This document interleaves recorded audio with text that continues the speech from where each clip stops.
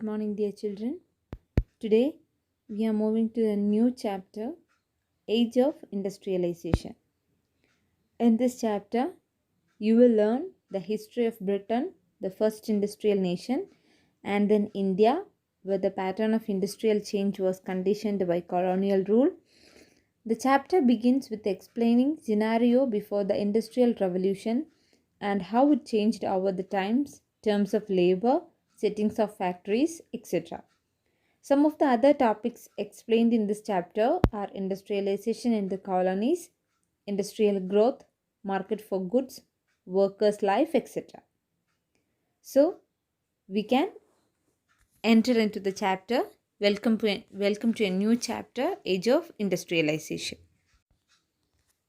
Before the Industrial Revolution, proto industrialization is referred to the phase which existed even before factories began in England and Europe. There was a large scale industrial production for an international market not based on factories.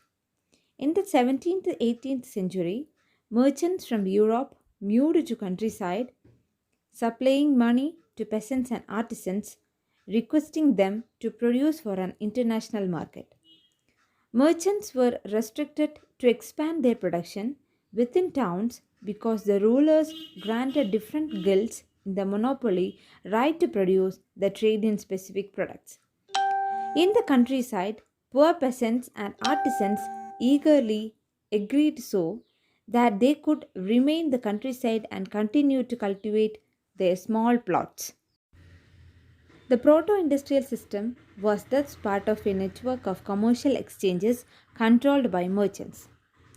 The coming up of the factory. In the 1730s, the earliest factories in England were set up, but only the late 18th century. The number of factories multiplied. Cotton was the first symbol of the new era, and production boomed in the 19th century. Richard Arkwright created the cotton mill where costly machines were set up and all the processes were brought together under one roof and management. The pace of industrial change. First, in Britain, the most dynamic industries were cotton and metals.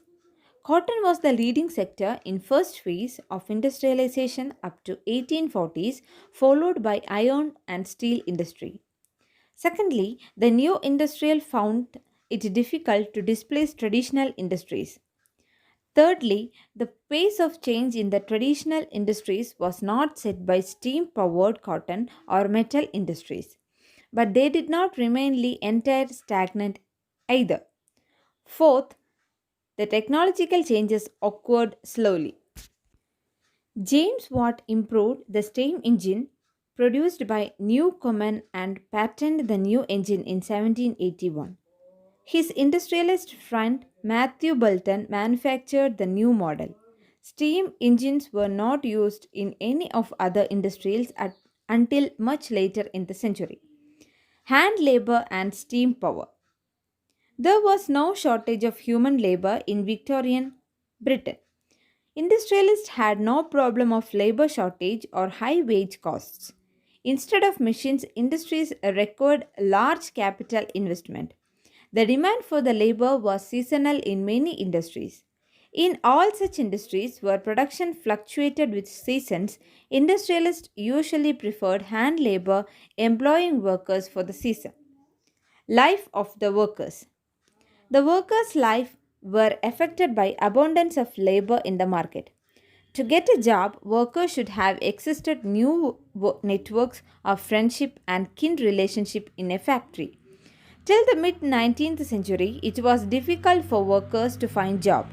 In the early 19th century, wages were increased. The fear of unemployment made workers hostile to the introduction of new technology.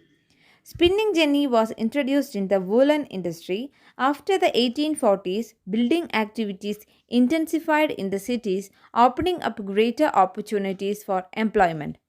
Roads were wintered, new railway stations came up, railway lines were extended, tunnels dug, drainages and sewers laid, and rivers embanked. Industrialization in the colonies. The age of Indian textiles. In India, silk and cotton good dominated the international market in textiles before the age of machine industries. A variety of Indian merchants and bankers were involved in the network of export, trade, financing, production, carrying goods and supplying exporters. By the 1750s, this network, controlled by Indian merchants, was breaking down. The European companies came into power, first securing a variety of concessions from local courts, then the monopoly rights to trade. The shift for the old ports to the new ones was an indicator of growth of colonial power. European companies controlled trade through the new ports and were carried European ships. Many old trading houses collapsed. The, and those who wanted to survive and operate within a network shaped by European trading companies. What happened to weavers? After the 1760, the consolidation of the East India Company did not initially lead to a decline in textile exports of India. Before establishing the political power in Bengal and Carnatic in 1760s and 1770s, the East India Company had found it difficult to ensure a regular supply goods for export. After the East India Company established political power, it developed a system of management and control that would eliminate competition, control costs, and ensure regular supplies of cotton silk goods. It was established by following a series of steps. First, by eliminating existing trades and broken connection with the cloth trade and establishing more direct control over the weaver.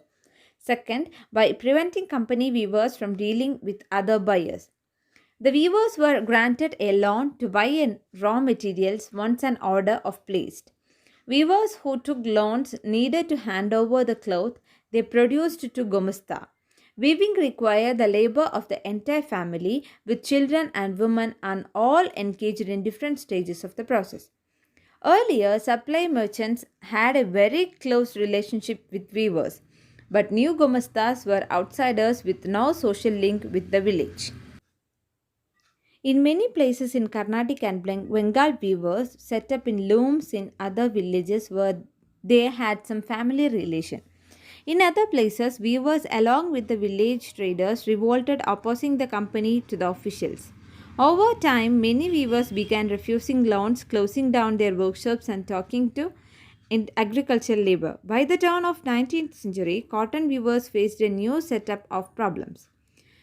Manchester come to India. In 1772, Henry Poutlow said that the demand of Indian textiles could never reduce since no other nation produced goods for the same quality. But unfortunately, by the beginning of 19th century, India witnessed a decline in textile exports. In the early 19th century, exporters of British cotton goods and increased dramatically. At the end of 18th century, import of cotton piece goods was restricted into India. In India, cotton weavers faced two problems. Their export market collapsed and local markets shrank and glutted with the merchandise export. By the 1860s, weavers faced a new problem. They could not get sufficient supply of raw cotton of good quality. Even the raw cotton exports from India increased, due to which the price increased. By the end of 19th century, other craft people faced yet another problem. Factories in India began production, flooding the market with machine goods.